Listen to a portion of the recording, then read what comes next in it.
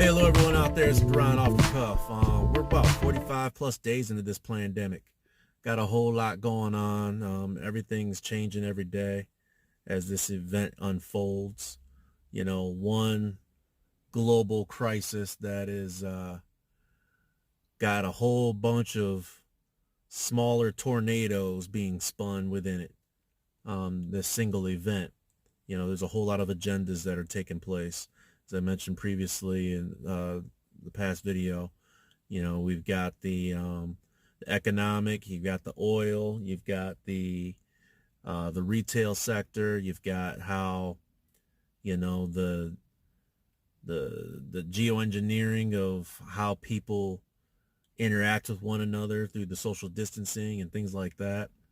And you know, this is just one of those traumatic moments that's really causing people to look at their world differently than they did before.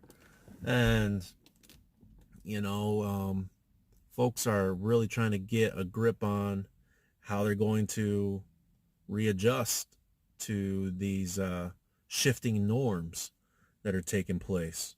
It's not going to be easy for all. And, you know, I think that's part of the reason why this is still unfolding in an ongoing shutdown, because it is still grooming the public. It's still normalizing this stuff through phases. I mean, they actually detail it in phases. It was phases when they shut it down. Now there's going to be phases imputed or encouraged to guidelines to follow in order to start things back up. And here in my home state of Michigan, we are well behind the curve, according to a lot of the experts that's following along.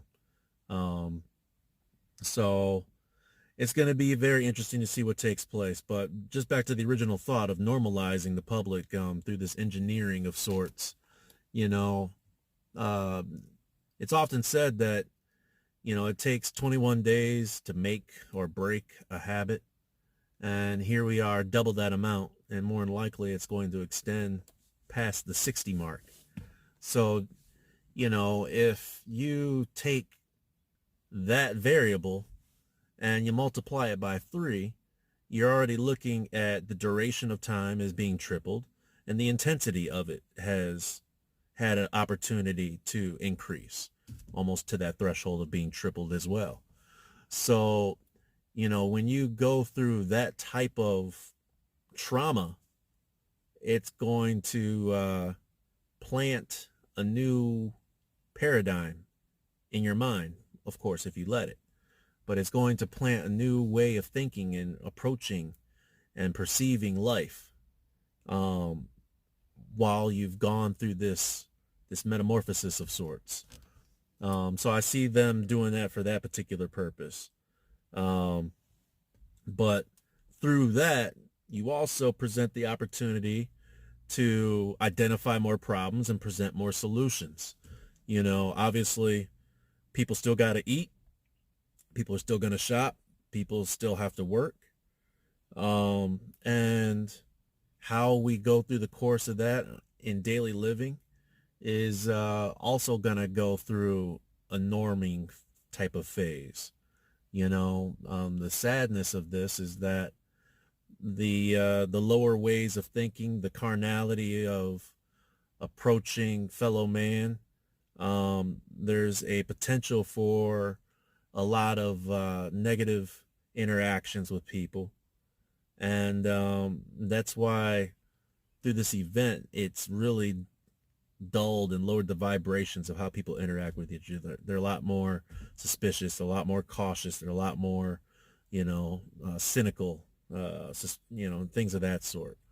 You know, the likelihood of someone opening and holding the door for you now is, you know, vastly decreased compared to, you know, months ago, just as a silly, simple example. But the thoughts that I had in mind was, as long as we're going around into stores wearing one of these, covering up everything, how long is it going to be before, you know, people that might be lost in the unemployment shakeup, who aren't getting checks, who's running out of savings. They start, just robbing and looting. And they figure, hey, I've already got a little bit of a cover because I can just walk in the store with one of these right now. Ain't nobody going to see me. And if I just wear a hat and a hoodie over the top of that, well, I've already covered my identity, and I'm not going to really alert anybody to my presence being irregular because everyone's walking around with surgical masks now.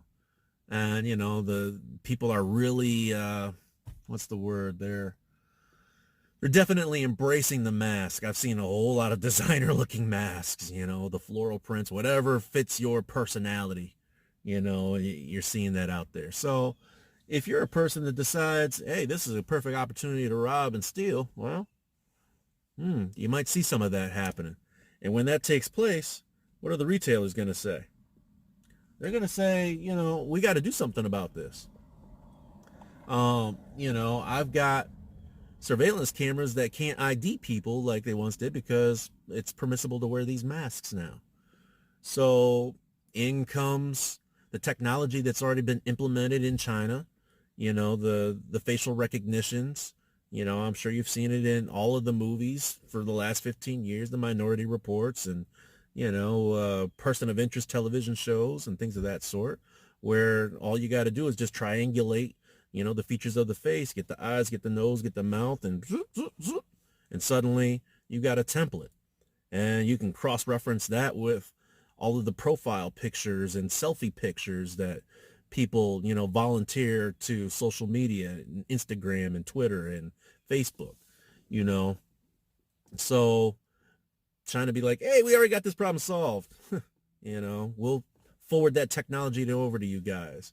And, we'll use those, that stimulus money, those subsidies to implement them so that these companies who wish to remain, open for business don't have to shoulder the whole brunt of bringing all of that new technology on board. So I see that being a phase that might be phased in here soon. Amazon Go, they've been having Amazon Go stores for the last 2.5, 3 years almost in different places. If you're not familiar with that, you can look up a couple of videos on it. But essentially you can walk into the store, identify yourself with your smartphone, scan a QR code, whatever way, connects it to your profile online, and you can go into the shop and pick up the goods. And there's all of these, sensors and cameras surveilling your entire shopping experience, so it knows what you put in your basket. And when you're ready to leave, you just walk out and leave. And, you'll get an email invoice for the items that you purchase.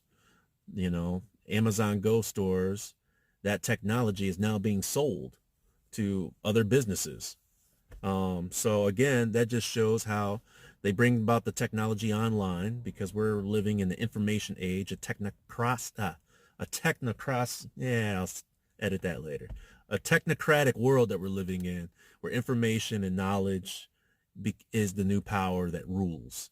And he who data mines the greatest amount of that intelligence has the greatest amount of control.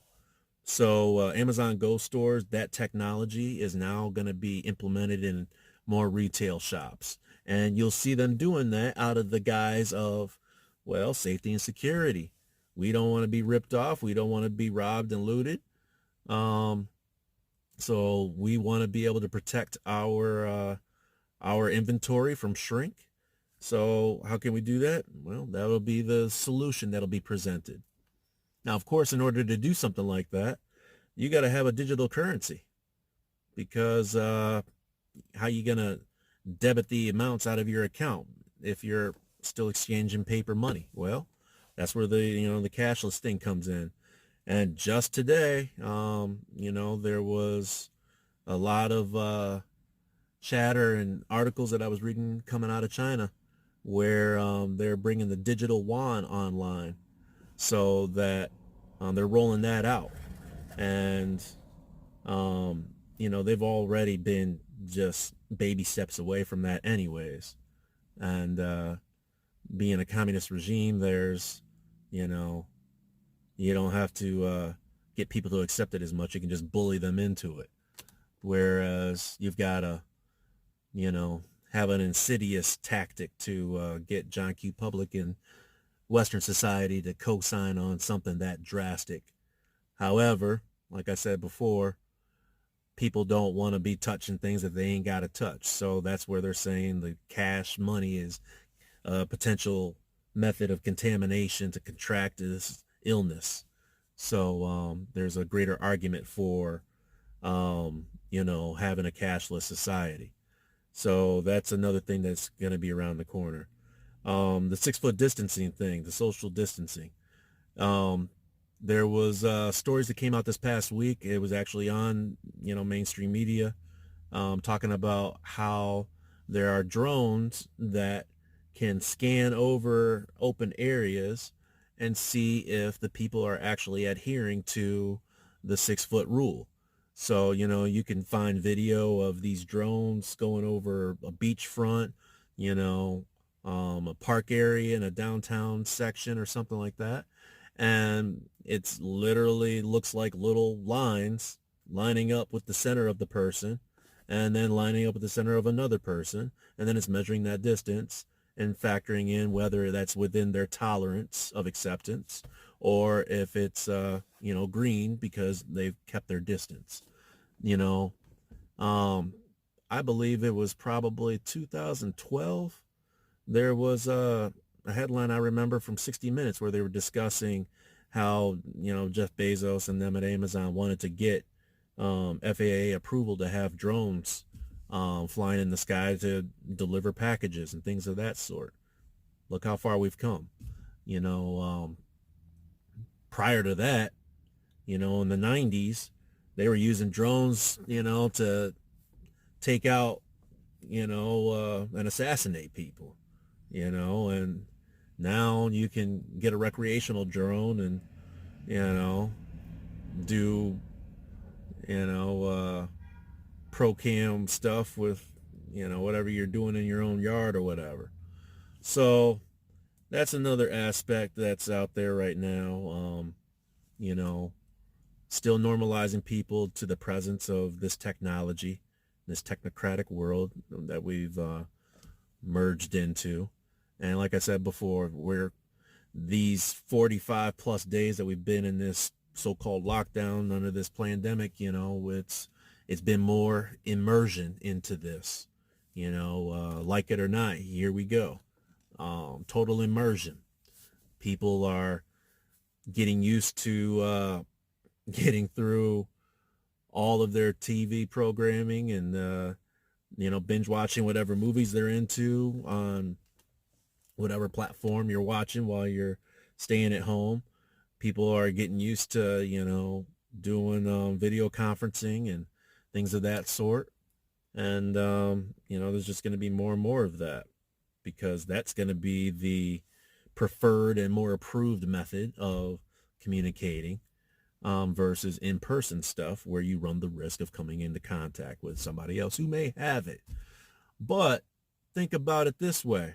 While you are interfacing electronically on all of these platforms that are being serviced to you through internet, web, Wi-Fi signal, that's something that can still be analyzed. It can still be stored in a cloud. That can still be hacked into. And again, it's more data mining. It's more relinquishing your liberties and privacy in the name of safety and security. So keep that in mind. There's always a trade-off. The other aspect of the social distancing is, measuring productivity. I remember about a year and a half ago, there was a lot of articles about, well, there was actually an outcry in the Amazon warehouses where the employees were being forced to wear these bracelets. And what the bracelets did was kind of like a Fitbit or whatever. It was measuring the uptime of the employee. So, if they had their working hours with their specified breaks and lunches, when their uptime was up and they were supposed to be working, this bracelet was measuring their steps, their, beats per minute, whatever, however sophisticated it was. But they were using that as a tool, a device to determine whether the employees were working hard enough to reach their quotas. And of course, if there was something that said that Joe was slacking off or whatever, and the bracelet said so, well, Joe could potentially be fired for that inactivity according to the technology of the bracelet. Not the observation of the supervisor, but the technology now has enough credibility or authority, if you will, to potentially give you a pink slip. That's rather ridiculous, but you could see more of this being implemented because it ain't nothing for them to put a location device in it, location tracker in the device that will actually measure if you are practicing your 6 foot, distancing rule. So in manufacturing and plants of assembly, that may be something that could be coming onto the scene. And, as again, you're getting more data mining and that knowledge is there for review, the analytics, you can assess whether the things that people are being paid to do is actually occurring as it's, being compensated for. So that's another matter of concern. What else? I was talking about the drones already. The drones, they're also going to need to have support, to telecommunicate in real time. That's where the whole 5G thing comes in. It's the Internet of Things, where devices like this and many others, even cars, have this smart capability to connect and communicate with other devices that shares the same technology. So, if you wanted to, which this already exists, of course, but if you get onto a maps program, you're running your GPS as you're traveling from one city to another, you want to have an idea of what the traffic's looking like. Well, the Internet of Things is there available for you to look and see, oh, we got a backup. Oh, and then according to Joe Blow on Twitter 5 minutes ago said that there was a semi that rolled over, There's going to be that ability for the drones even to, communicate with each other. So much like in the earlier generations of cell phone towers, they send that ping, and they triangulate. So the drones will be able to do that as well. They'll be able to triangulate real time. If there was a suspect that was being tracked for whatever reason, they would have a greater capability of honing in on that individual a lot quicker, based on all of that real-time communication that's taking place. So that's another matter of concern that's around the corner. But again, all of the things that's coming around the corner, it's already being advertised, in the mainstream, in film, and we're all, well, a large majority of us are sitting around watching movies. That's more indoctrination. It's basically hijacking your imagination to see these coming events like watching previews in a movie. And then when you see it happening, your senses are already dulled because, oh, I've seen this before. It reminds me of a movie. And then, rather than being outraged, you're basically dull senses like you've been drinking fluoride, and you don't have that instinctive reaction that one should have in total outrage when you're having your rights and freedoms and liberties being, decapitated in front of you. Or worse yet, seeing your fellow man or relative or whatever just giving it away in the name of whatever propaganda is being, perpetrated in front of them. So those are just a couple of quick thoughts. I told you I was going to keep this video brief, but, there's a lot going on still. One last quick thought, the automotive industry, there's a lot of talk about them coming back up online here sooner rather than later, probably early to mid-May. And some of the precautions that I heard that were going to be implemented, I could see in a video. I think it was in a Detroit Free Press or something like that. But you could see employees sitting at a desk, kind of doing check-ins. Um, you know, where you're going to have to certify your health for that day. You know, um, no temperatures, no overheating. If you test and they can show that, you're out of the balance of the tolerance, and they can send you off, and you're not allowed to work. You got to check in with a physician. Um, but I just noticed that they were wearing, the blue man suits like you see in the paint departments. And the other thing I noticed was they were talking about they were going to install more air showers. So you walk through a little tunnel, and all of this air is going to be spraying at you to knock things off of you, so that you are less likely to carry any type of, strain of something that could cause illness. So, it was kind of ironic and funny to me, because I work in a place where that already exists, and you know, it's like, if that's what you guys got after this big pandemic, okay, sounds like some Barney Rubble stuff to me.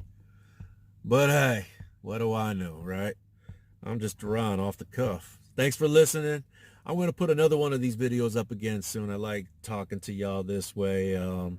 Free flowing thought is a powerful thing, and it's a great time to discuss ideas, concepts, and just bring attention and awareness to you that I think can benefit you. I hope that you appreciate it. And I like being able to share this with you all. So God bless, and God willing, we can do this again soon. Love you.